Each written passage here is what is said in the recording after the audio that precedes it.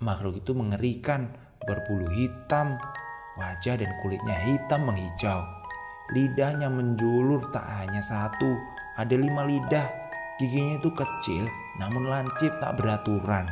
Matanya satu besar hampir setengah wajahnya.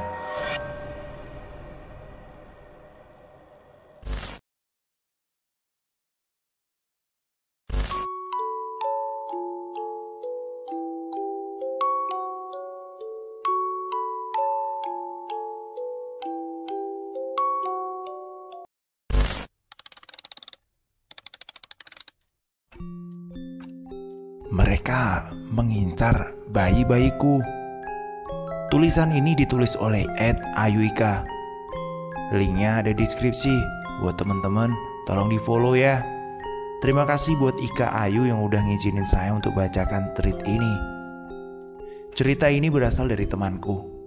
Sepenggal kisah yang mungkin terjadi pada siapa saja tanpa kita bisa menolaknya. Tapi yakin ya, akan kebesaran dan pertolongan Allah yang Maha Kuasa. Mari kita langsung ke ceritanya. Krak, krak. Aku terbangun dari tempat tidurku karena mendengar suara seperti kayu yang digaruk-garuk dengan kuku panjang. Kulihat jam menunjukkan 1 dini hari. Saat aku melihat dari jendela kamar, terlihat masih banyak orang yang terjaga di teras rumah. Termasuk suamiku.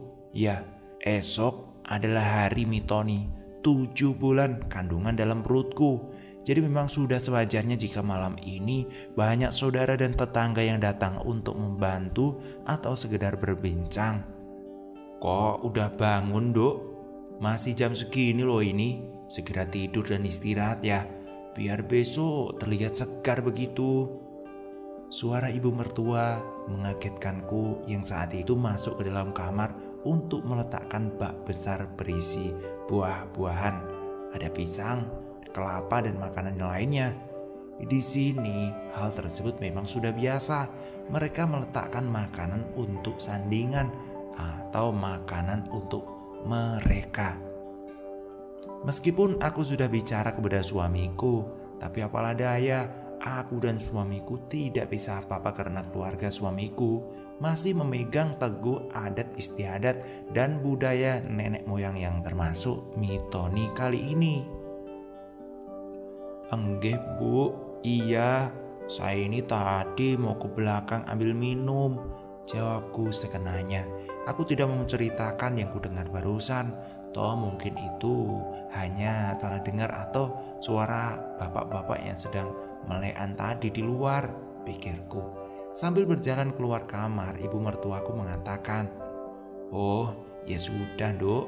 Ibu juga mau tidur dulu ya. Capek dan ngantuk juga ini." Aku menjawabnya dengan anggukan kepala. Harr, harr. Terdengar suara orang seperti mengorok. Prak. Untuk yang kedua kalinya aku terbangun, tapi kulihat kali ini jendela terbuka lebar. Padahal sebelumnya aku yakin sudah menutup jendelanya. Kulihat masih pukul 1.53. Baru saja aku terlelap tidur, aku dibuat kaget dengan suara jendela itu. Jendela di sini tuh terbuat dari kayu seperti triplek, tapi lebih tebal. Saat aku mengelus perutku yang sudah mulai membesar, aneh batinku. Aku melihat perutku sudah tidak besar lagi, rata. Iya, rata, tidak seperti perutku yang sebelumnya. Aku menangis histeris menjerit sekuat tenaga. Teringat 7 bulan yang lalu aku merasa bahagia saat suami dan keluarga mendengar kabar baik ini. Karena kehamilanku yang sudah saya tunggu-tunggu selama 2 tahun. Tapi kini hilang begitu saja. Betapa sakit dan hancurnya perasaanku ini. Aku bertanya-tanya kenapa seperti ini. Kemana bayiku? Kemana perut besarku? Suamiku, mertuaku dan seluruh tetangga mengerumuniku. Mereka kebingungan apa yang sebenarnya telah terjadi. "Dek, ada apa toh kok menjerit kencang seperti itu? Sakit apa?" tanya suamiku dengan memegang kedua pipiku yang basah dengan air mata. "Iya loh, Dok, ada apa toh?" salah ibu mertua. Ya udah, sini diminum dulu. Pelan-pelan diceritain ya, ada apa toh? Perutku mas, perutku. Belum selesai berbicara tiba-tiba tetanggangku memotong. Loh, kok perutnya rata sih? Kok kempes? Aku menangis lagi sejadi-jadinya dan setelah tenang, aku menceritakan yang kualami. Semua orang kebingungan tak terkecuali suamiku. Suamiku memelukku tak henti-hentinya dan menenangkanku atas kesedihan ini. Ibu mertuaku pun kebingungan. Anak ini tadi ada apa ya? Aku tadi waktu menaruh sandingan perutnya masih besar ya Nduk ya. Lah kok ini sudah gak ada? Apa ini ada hubungannya dengan bangsa halus? Tanya ibu kepada ayah. Hus, udahlah, gak usah ngomongin yang aneh-aneh seperti itu. Ayah mertuaku pensiunan PNS dan masih berpikir logis mengenai hal-hal semacam ini. Wis lah wis, udah. Besok tetap diadakan selamatan ya. Tapi tujuannya bukan mitoni, bancaan saja, syukuran buat selamatan. Ya biar keluarga kita gak ada apa-apa. Setelah itu tolong ya, besok antar istrimu ke rumah sakit supaya diperiksa dokter. Memang ayah mertuaku tuh memanggilku Sindo dan saudara suamiku hanya memanggilku dengan bojone Rama atau istrinya Rama. Rama itu nama suamiku. Sudah menjadi kebiasaan di keluarga kami seperti ini. Singkat cerita, setelah tasyakuran, aku diantar suamiku ke rumah sakit. Dokter yang biasa menanganiku pun kaget karena bisa sampai hilang. Padahal kami rutin loh cek dan USG. Dokter pun menjelaskan jika bisa saja ini terjadi atau hamil semu. Setelah beberapa bulan dari kejadian hilangnya bayiku, aku mendapatkan kabar gembira lagi. Ya, aku hamil lagi. Semua keluargaku bersyukur dan kali ini aku lebih hati-hati lagi. Mertua dan orang tuaku pun memperlakukanku dengan sangat hati-hati sampai saatnya tiba untuk kandunganku masuk ke 3 bulan. Kejadian malam itu terulang lagi. Perutku rata seperti tidak ada kehidupan sebelumnya.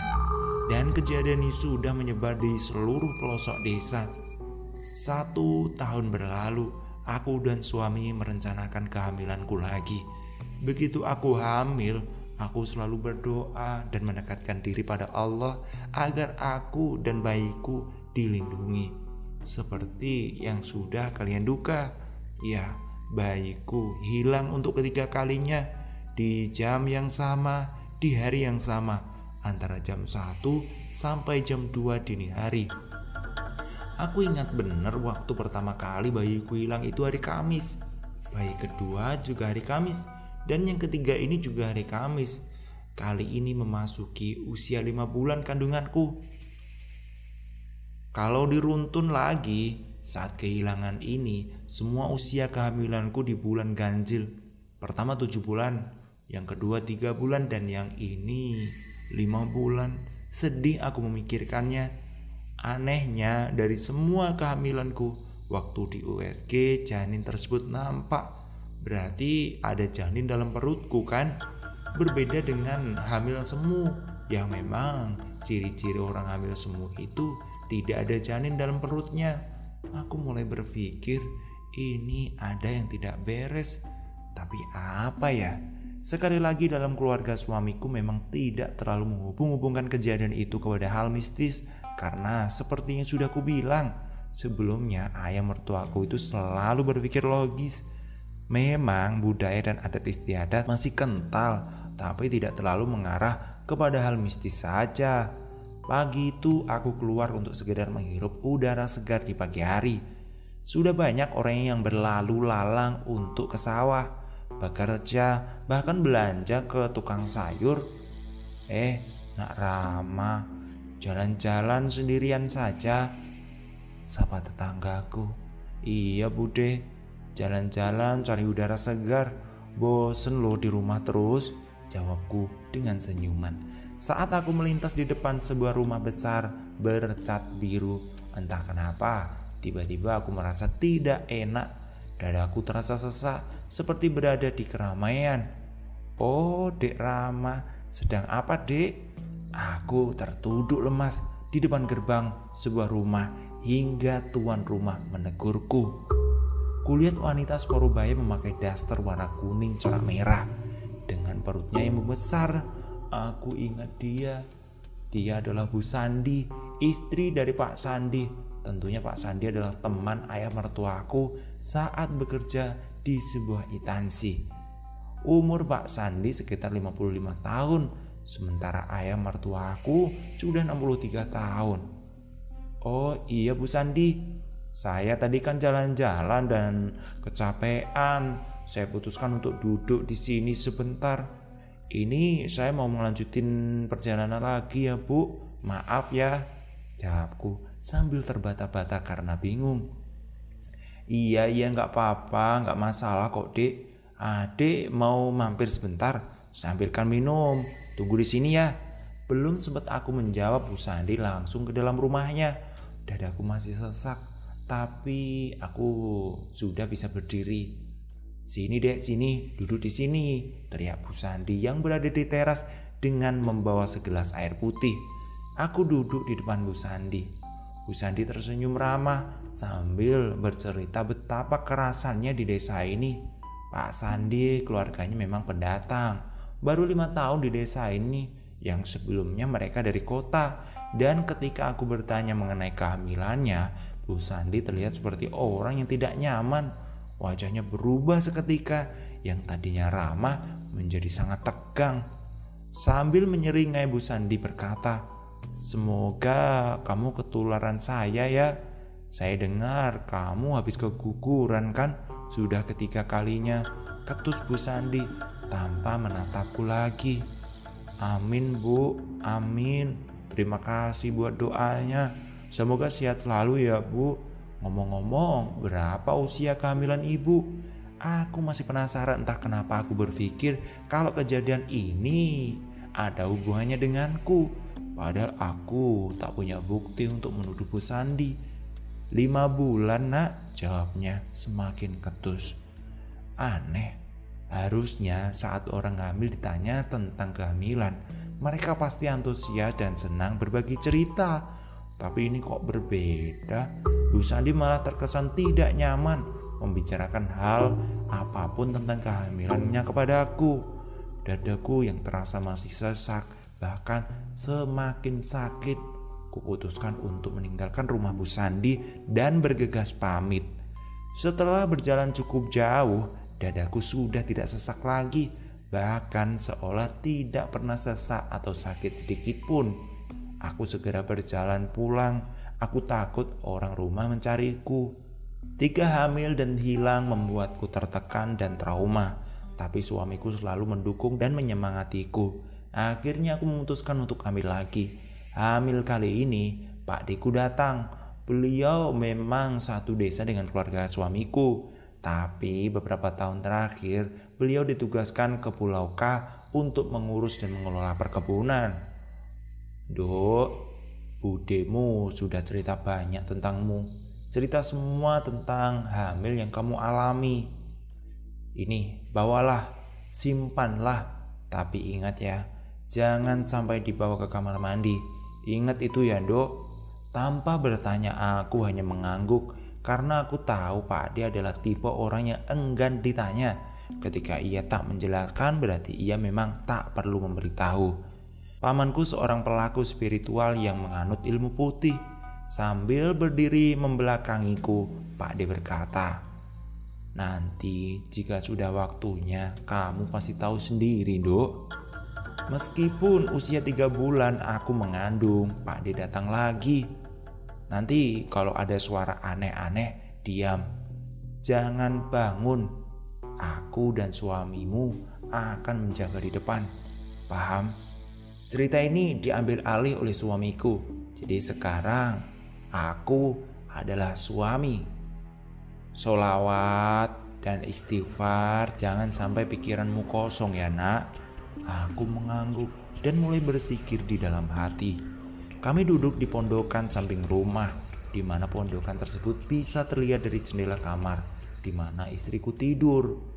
Jam masih menunjukkan 11 malam. Aku dan Pak D sesekali berbincang ditemani kopi dan kacang. Kamu tahu nggak apa yang sebenarnya terjadi kepada istrimu itu, nak? Sebenarnya itu aku merasa ada yang tidak baik waktu mitoni dulu. Tapi ayah bilang disuruh banyak berdoa saja. Sebelum istri saya menjerit itu, saya ngobrol dengan tetangga. Tiba-tiba mata terasa berat dan lengket sekali. Saya kuat-kuatin untuk tetap terjaga, Pak D. Saya melihat ada asap hitam terbang ke barat arah kamar. Saya kira itu cuma perasaan saya saja. Maklum, orang sedang ngantuk kan. Ternyata gak lama kemudian istri saya menjerit. Ngantuk saya hilang seketika. Mata menjadi segar. Begitu, Pak D. Yaitu kamu itu disirep. Ajian untuk menidurkan orang agar terlelap dan ngantuk. Asap hitam itu yang ngambil bayimu. Tahu kamu bentuknya seperti apa? Seringai, Pak Deku. Aku pun menggeleng karena memang tak tahu apa-apa soal itu. Itu setan kiriman orang yang akan mengambil bayimu. Dalam Islam, jin Ummu Sibyan itu adalah jin yang suka dengan anak-anak, mengganggu orang yang sedang hamil, bahkan bisa mengumpat rahim wanita agar tidak bisa hamil. Jin Ummu Sibyan sangat mengerikan. Matanya satu besar dan berjalan dengan menempel di dinding seperti cicak, berkuku panjang tanpa rambut. Aku belum bisa memastikan, nak. Nanti lihat sendiri saja bentuknya seperti apa. Terus istriku gak kenapa kan, Pak D? Bayiku aman-aman saja kan? Tanyaku karena khawatir. Aku tidak mau bayiku diambil lagi untuk kesekian kalinya. Pak D hanya tersenyum. Insya Allah gak apa-apa. Sudah aku pagari memutar rumahmu. Istrimu juga sudah ada yang jaga. Tak terasa waktu sudah menunjukkan jam 12.40 dini hari. Ini tolong dibaca. Aku akan pergi dulu jaga badanku. Aku akan perang gaib dulu, sembari memberikan selembar daun lontar yang bertulisan Arab. Pak D mau meraga sukma? Tanyaku polos. Pak D menjawab dengan hanya menganggukkan kepala dan mulai memejamkan mata. Aku mulai membaca tulisan Arab yang ada di daun lontar itu. Aku mendengar suara orang berlari. Sontak aku memegang tangan Pak D. Tiba-tiba kepalaku terasa berat, tapi anehnya aku merasa tubuhku sangat ringan. Aku melihat sekitar. Aku berada di sebuah hutan dekat danau. Saat aku teriak dan berlari, ku panggil Pak D dan mencarinya. Rintih makhluk yang sedang dipegang kepalanya oleh Pak D. Apa tujuanmu? Siapa yang nyuruh kamu? Aku tidak tahu makhluk ini bicara apa. Hanya suara Pak D yang bisa aku dengar. Makhluk itu mengerikan, berbulu hitam, wajah dan kulitnya hitam menghijau. Lidahnya menjulur tak hanya satu, ada 5 lidah dan yang lebih panjang dari yang lain. Giginya itu kecil namun lancip tak beraturan. Matanya satu besar hampir setengah wajahnya. Tubuhnya pendek namun besar. Perutnya buncit, kuku tangan dan kakinya melengkung saking panjangnya. Aku tercekat tak bisa bergerak ataupun berbicara. Sampai Pak D membisikiku. Nak, sadar nak, baca lontar itu. Aku tersadar dan segera membacanya. Tak lama kemudian tubuhku terasa lemas dan tak sadarkan diri. Mas, bangun mas. Mas, bangun. Dengan suara menangis istriku meneriakiku. Aku membuka mata. Sudah banyak orang mengelilingiku. Udah bangun. Alhamdulillah, udah sadar. Makanya kalau ada orang meraga sukma jangan ikut-ikutan. Kalau lihat yang enggak kayak gini enggak kuat kan? Goda Pak Diku kepadaku. Aku melihat istriku dan menyentuh perutnya. Alhamdulillah dek, bayi kita masih selamat. Iya mas, iya, alhamdulillah. Beberapa hari setelah kejadian itu, aku dan istriku ke rumah Pak D dengan membawa beberapa macam makanan. Tujuanku ke sana tak lain untuk berterima kasih. Assalamualaikum. Nuwun Pak D, ucap kami berdua. Pintu terbuka, tapi rumah Pak D sepi. Aku celingak-celinguk mencari ke sana kemari. Tak lama ada jawaban dari dalam. Waalaikumsalam. Monggo monggo. Bude habis masak dan bersih-bersih di belakang. Bude. Pak De di mana? Ngapain cari aku? Terdengar suara Pak De dari halaman depan. Lah, itu orangnya. Udah selesai apa belum Pak bikin kandangnya? Salah Bude. Ya sudah dong, sudah dari tadi. Tadi tuh aku ketiduran di kursi panjang itu loh. Dengerin suara dua anak ini jadi kebangun. Bune, buatin kopi dan teh 2 ya. Bude masuk untuk membuatkan kami minuman. Sini duduk. Yang kemarin itu kamu ingin tahu gak ceritanya? Aku dan istriku mengangguk petanda memang kami penasaran dengan apa yang sebenarnya terjadi kemarin. Semalam sebelum aku ke rumahmu itu, aku dapat firasat bayimu digendong makhluk. Ya, makhluk yang kamu lihat kemarin itu. Makanya aku putuskan untuk ke rumahmu untuk menjaga istri dan bayimu. Waktu aku meragasuk menunggu makhluk itu datang. Gak lama makhluk itu benar-benaran datang. Mau masuk kamar lewat jendela. Cuma sudah dipagar gaib, jadi gak bisa masuk. Makhluk itu akhirnya aku kejar. Aku juga sempat berkelahi dengan makhluk itu loh. Saat sedang asik bercerita, Bude memotong. Monggo, sebentar ini minumnya, diminum dulu ya. Kuenya juga dimakan. Iya Bude, iya. Oh iya Pak De, waktu itu kan saya tertidur lelap, tapi perasaanku ada yang mengawasi. Saya mendengar bunyi cakaran krak-krak begitu. Pertamanya bau wangi melati, tapi lama-lama saya bau anyir seperti darah campur singkong bakar begitu loh Pak De, tutur istriku. Ya jelas, yang kamu cium itu khodamku. Di sini khodam Pak De banyak, gak cuma 1 ya. Dan tentu sedang mengawasimu. Memang aku suruh untuk menjaga kamu. Bau yang tidak enak itu dari makhluk yang akan mengambil bayimu itu, tandas Pak De. Aku geram dan bertanya, tujuannya tuh sebenarnya apa tuh Pak De? Iri atau sakit hati dengan keluarga atau bagaimana? Pak De tertawa mendengar pertanyaanku ini. Orang hidup itu ya butuh uang nak. Tinggal milih aja orangnya sendiri mau cari rezeki yang halal atau haram. Kalau orangnya sudah gelap mata, yang penting ya dibayar gitu saja. Meskipun kerja gak bener, tetap saja dilakukan. Iya toh? Maksudnya gimana sih Pak De? Apa Pak De tahu orangnya? Tanya istriku. Sebelum aku jawab, aku mau tanya dulu ke kamu ya Dok. Kamu pernah ketemu perempuan yang tiba-tiba perutnya besar gak? Sahut Pak De. Cerita saat ini kembali ke istri. Jadi aku adalah istri. Aku berusaha mengingat kejadian yang berhubungan dengan pertanyaan Pak De itu.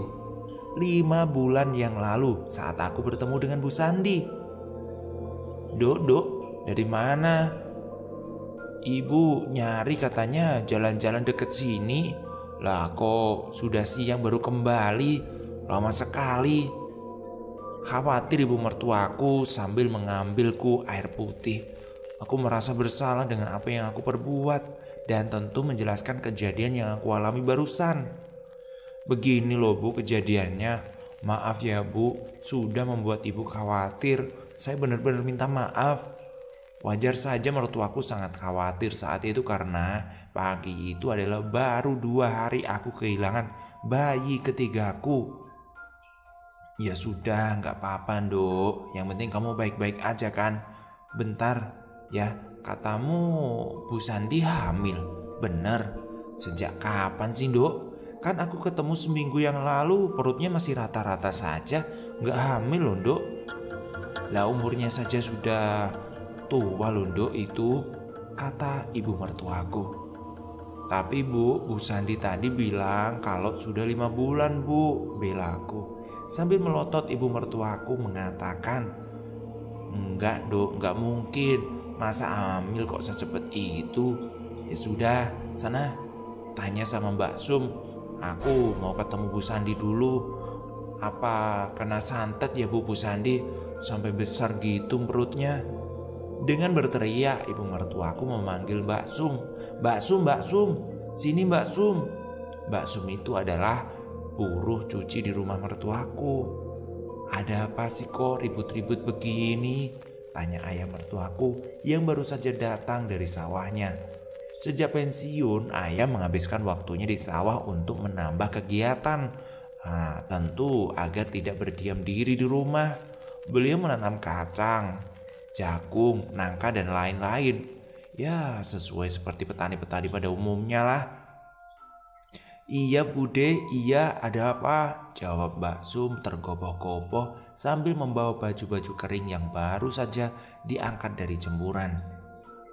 Sum, hari Kamis kemarin itu kan kita ketemu tuh sama Bu Sandi ya. Coba Sum bilang, Bu Sandi hamil apa enggak? Tandas ibu mertuaku kepada Mbak Sum yang sudah bisa ditebak Mbak Sum akan menjawab apa. Iya Bu, kita ketemu waktu acara Kamisan itu ya.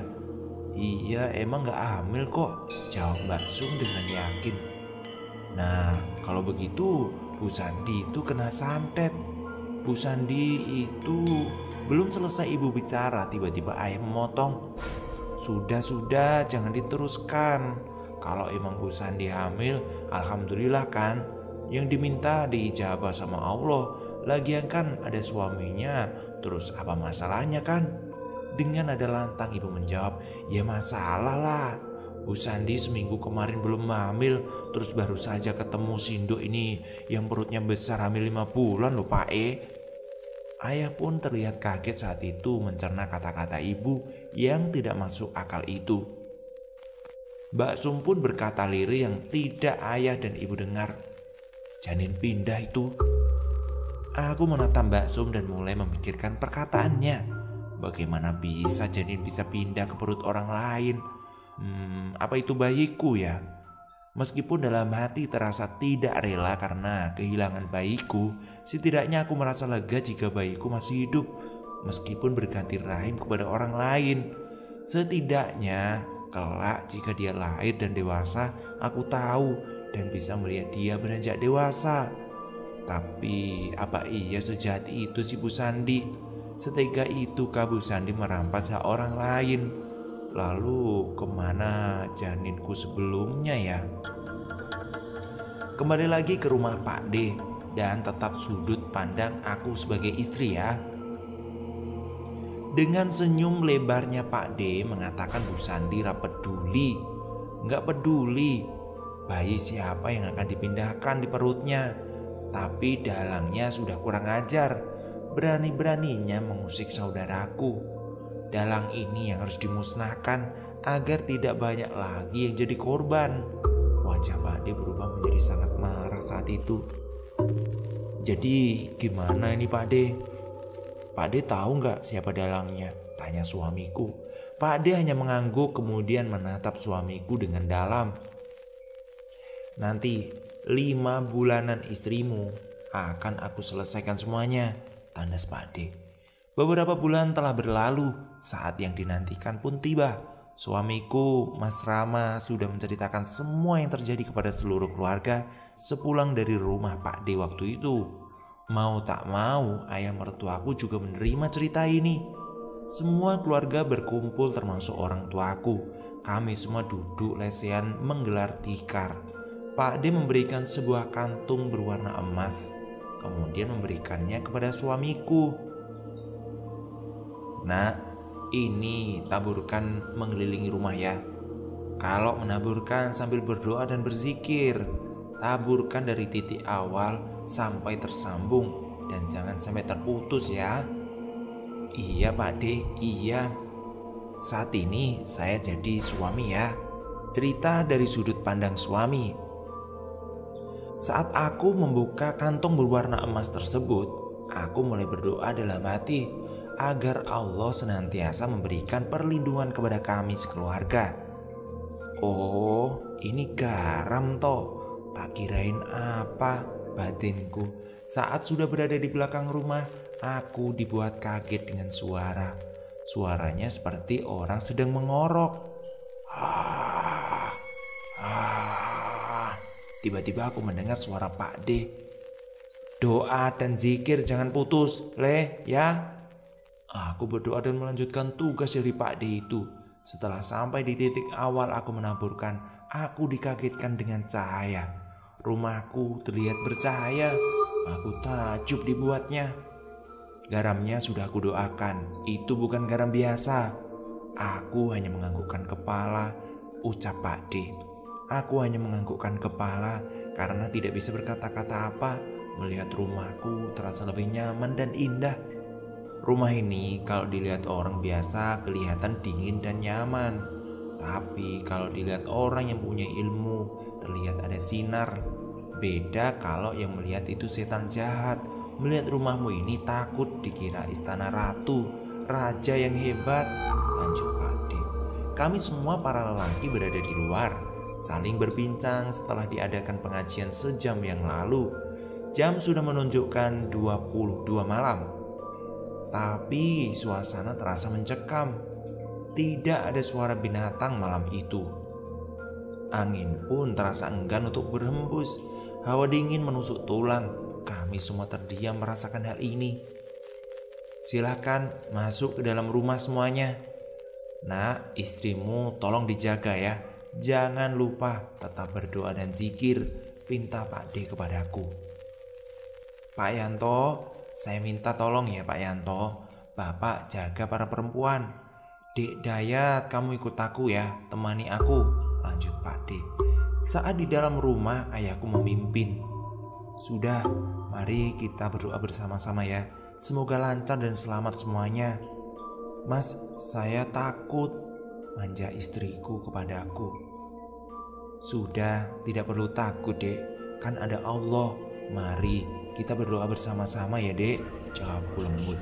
Istriku hanya menganggukkan kepala dengan lemas sambil memegang perutnya. Aku melihat ketakutan di raut wajahnya. Aku pun juga merasa was-was. Tapi aku berusaha untuk menutupi semua agar istriku dan keluargaku juga tenang. Cerita ini dari sudut pandang Pak D.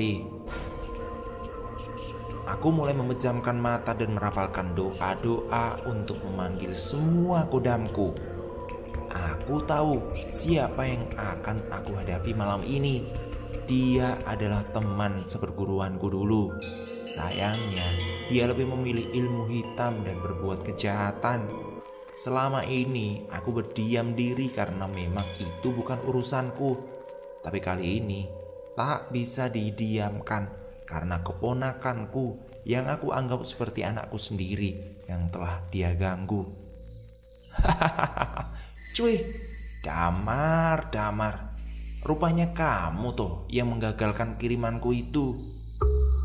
Kamu jangan ikut-ikut, Mar. Kalau kamu gak mau mati sia-sia, ilmumu itu masih dangkal. Gak bisa nandingin aku, sumber lelaki berbadan dempal di hadapanku. Sambil menyeringai, aku berkata, nama dukun tersebut itu Pandi ya. Masa sih Dindi? Kalau ilmumu lebih tinggi, masa gak tahu kalau aku yang nahan kirimanmu? Masa kamu gak bisa ngancurin pagar gaibku? Aku jelas ikut-ikutan karena yang kamu ambil bayinya itu adalah ponakanku. Itu artinya kamu berurusan denganku. Halah, kakean cangkem gue Mar. Banyakan ngomong kamu Mar. Ya sudah, sini lawan kalau kamu bisa. Remeh Pandi kepadaku. Aku pun mengeluarkan kodamku yang ilmunya masih standar.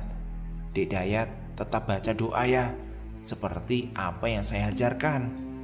Kedua kodam kami saling bertarung. Pertarungan pertama kodamkulah yang lebih sering menyerang dan unggul. Akhirnya kodam Pandi kalah dan menghilang. Kurang ajar gue Mar. Kulihat Pandi mengeluarkan kodam untuk yang kedua kalinya. Kali ini adalah kodam dia yang lebih kuat. Aku tahu karena dulu waktu Damar mendapatkan kodam itu, aku ikut bersamanya. Tak mau kalah aku mengeluarkan kodamku yang kedua. Terlihat Pandi begitu kaget setelah melihat kodam keduaku ini. Bagaimana tidak, kodam ini adalah pemberian dari guru kami. Karena Pandi sudah mendapatkan kodam yang tadi, guruku tahu jika kodam yang dimiliki Pandi adalah pengaruh jahat. Dan bisa-bisa pemiliknya juga akan jahat. Maka dari itu, guruku memberikan kodam kepadanya. Kodam ini adalah pemberian dari guruku, tapi tetap saja kodamku yang menang. Untuk kedua kalinya, tetap kodamku yang menang. Kulihat Pandi banyak mengeluarkan darah dari mulutnya. Wes to di nyerah wae, tobat yo, tobat. Sudah ndi, sudah, menyerahlah, bertaubatlah, minta maaflah kepada ponakanku. Akui kejahatanmu dan jangan diulangi lagi. Kamu itu bersekutu dengan iblis loh. Pertarungan ini agar berhenti sampai di sini saja, agar tidak ada nyawa yang melayang. Ora sudi. Gak mau aku, jawab bengisnya. Pundi membuatku mengeluarkan kodam terkuatku. Tak mau kalah, Pandi juga mengeluarkan kodamnya. Kali ini berupa bintang. Jadi kamu ke Pulau Kaya sambil mencari-cari. Jangan harap ya kamu kali ini menang, kelak si Pandi. Lihat saja nanti, jangan banyak ngomong kamu Di. Kali ini aku dan Pandi sama-sama muntah darah karena energi kodam kami sama-sama besar. Kulihat Pandi sudah mulai kewalahan dan tak fokus. Dar, suara hantaman ke atap rumah. Kurang ajar kowe Di, kurang ajar. Rupanya Pandi diam-diam melemahkan pagar gaib yang sudah kubuat. Aku benar-benar kecolongan dan serangan tadi mengenai Pak Yanto. Kodamku sudah berhasil mengalahkan kodam Pandi. Tapi si Pandi tak terlihat lagi. Dia ada di mana dan kemana? Pak Pak, ya Allah, Pak sadar Pak. Bu Yanto histeris menangis Pak Yanto yang sudah banyak mengeluarkan darah dari mulutnya. Innalillahi wa inna ilaihi rajiun. Pandi kurang ajar. Gak bisa dibiarkan ini, gumamku. Semua keluarga menangis atas kepergian Pak Yanto. Aku merasa bersalah karena tidak bisa melindungi mereka. Ampun Pak Dempun, kita semuanya tahu kok kalau Pak D gak bersalah. Semoga saja ayah husnul khotimah. Justru saya sekeluarga berterima kasih kepada Pak D sudah memetarukan nyawa demi kita, terang Rama. Meskipun aku sudah merasa membaik mendengar perkataan Rama, tapi aku masih tidak enak. Aku harus tetap membereskan Pandi. Cerita ini dari sudut pandang istri. Jadi sudut pandang istri ya. 5 bulan berlalu, tidak ada kejadian yang aneh. Dan 5 bulan pula kepergian ayah mertuaku. Kulihat ibu mertuaku masih bersedih dan tidak bersemangat lagi. Tapi saat ini telah hadir seorang bayi laki-laki mungil dan lucu. Ibu mertuaku jadi terhibur. Hari-hari dilampaui tanpa memikirkan kepergian ayah. Saat itu aku berjemur dengan bayiku di depan perkarangan rumah. Matahari hangat di pagi hari dan membuatku damai. Masya Allah dek, ganteng banget anak kamu. Yang ditunggu-tunggu akhirnya. Nggih, alhamdulillah Mbak Yu. Alhamdulillah, doa dari banyak orang akhirnya anakku terlahir. Terima kasih juga buat doa Mbak Yu ya. Aduh, ini keterlaluan banget. Padi 5 karung hilang loh Mbak. Gak mungkin sebenarnya kalau ini orang. Ini pasti makhluk halus ini, celoteh ibu-ibu sambil berjalan di depan rumahku. Mbak Yu, kenapa kok sepertinya bingung seperti itu? Setelah mertuaku dari belakang, ibu itu pun menceritakan apa yang sebenarnya terjadi. Barang halus gimana toh Mbak Yu? Masa mau si setan sama Padi? Lah kan begini toh Bu, kan gangnya itu sempit loh. Ke gudangku Mbak Yu Kalau yang ambil orang itu pasti tahu ada mobil atau apa atau motor lewat gitu. Jadi ini suami ibu. Kalau yang ambil orang ya pasti tahulah ada mobil atau motor yang lewat. Pak Dikin juga lagi berjaga loh di gang depan. Itu kan jalannya satu-satunya. Jadi kalau ada orang lewat apalagi mesin motor, pintu juga tidak terbuka gemboknya loh. Jadi gak mungkin itu kalau orang, itu pasti iblis. Oh begitu ya Bu. Cobalah saya ke rumahnya Mas Damar ya. Siapa tahu beliau mengerti soal beginian, saran ibuku. Iya Bu, iya, nanti coba ditanyakan ya Bu. Ya sudah Mbak Yu, saya tak kesana ya, jawab Ibu Dikin. Malam ini suamiku pulang larut malam, jadi aku harus mengurus bayiku sendirian karena ibu mertuaku pun ada urusan di rumah Mbak Rina, kakak dari suamiku. Azan maghrib berkumandang, aku melihat bayiku masih tertidur lelap. Aku tinggal ia ke belakang untuk mengambil wudhu dan menunaikan sholat maghrib. Setelah selesai sholat, aku meletakkan mukena dan dengan melirik ke arah tempat di mana bayiku tertidur pulas. Aku terperanjak, mukenaku pun saya buang begitu saja ke lantai. Bayiku tidak ada loh. Aku mencari ke sana kemari. Di mana bayiku? Aku tidak mau kehilangan bayiku untuk kesekian kalinya. Aku berdoa sambil menangis sejadi-jadinya saat itu. Aku kebingungan. Tahu siapa yang aku minta pertolongan, semua tidak ada orang. Assalamualaikum Mbak Rama. Assalamualaikum. Iya, aku tahu itu suara Mbak Sum. Segera saja aku buka pintu. Kulihat Mbak Sum sudah di depan pintu. Mbak Rama kenapa kok nangis begitu? Mbak Rama kenapa? Mbak Sum, bayiku hilang Mbak Sum. Tolong Mbak Sum, dicari Mbak Sum, tolong. Aku masih menangis hebat. Mbak Sum yang terlihat kebingungan setelah aku menceritakan apa yang sebenarnya terjadi. Kita mencari bersama-sama ya Mbak Rama. Hingga pukul 11 malam, aku dan Mbak Sum mencari tidak ketemu. Mbak Rama, makanya toh jangan suka ninggalin bayi sendirian. Pasti ini disembunyikan sama jin ini, kata Mbak Sum. Aku masih belum mengerti apa yang dikatakan Mbak Sum. Aku masih menangis. Pak D, tolong ya Mbak Sum, tolong panggilkan Pak D. Mbak Sum pun pergi ke rumah Pak D yang berjarak sekitar 300 meter dari rumah. Gimana Mbak Sum, kok lama sekali? Di mana Pak D? Tanyaku tidak sabar. Pak D tidak ada di rumah loh Mbak. Aku tadi juga menunggu tapi belum pulang juga. Makanya aku kembali ke sini, takut Mbak Rama kelamaan sendirian di rumah. Aku tadi disuruh Bude untuk menemani Mbak Rama agar tidak menjaga bayi sendirian. Kulihat sudah pukul 1 dini hari. Aku tidak berani mengabari Mas Rama soal ini. Aku tidak mau mengganggu kerja Mas Rama. Mbak Sum sudah terlelap tidur di kursi tamu. Aku masih saja kebingungan mencari bayiku sampai keluar rumah. Lampu motor menyorotiku. Itu adalah suamiku. Dek, ngenteni Mas toh. Nunggu Mas ya dek. Sambil memeluk dan mencium keningku. Aku masih menangis tak kuat memendam ini sendirian. Aku menceritakan semuanya kepada Mas Rama. Mas Rama langsung kaget, namun tetap menenangkanku. Tidak ada wajah marah atau kecewa kepada aku. Hatiku lebih sedikit tenang saat itu. Udah, ayo, mari kita ambil wudhu, kita sholat malam ya dek, ajak suamiku. Aku mengangguk lemas. Setelah selesai berwudhu, aku melihat gentong tempat menyimpan beras.